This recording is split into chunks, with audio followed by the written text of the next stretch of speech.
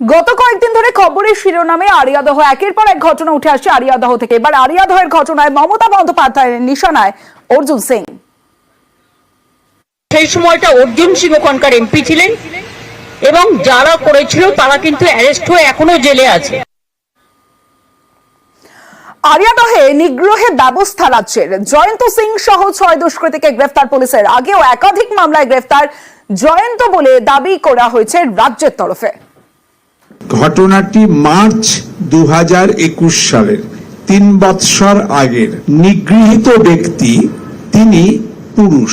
পুলিশের টেকনিক্যাল অ্যানালিসিসে বেরিয়েছে সকল নিগ্রহই সমানভাবে নিন্দার্হ হলেও এক্ষেত্রে নিগৃহীত ব্যক্তি পুরুষ। অ্যাকিউজড জয়ন্ত সিং তিনি কিন্তু has been repeatedly arrested by the police at least 5 times in 5 cases since 2016.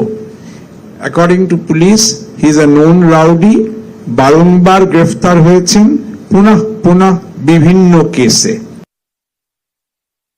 In this incident, প্রথম যে ভিডিও আছে যেখানে assault করা হচ্ছে, 6 persons have already been arrested. All the persons have been who are seen in the video have been identified, and remaining persons will also be arrested.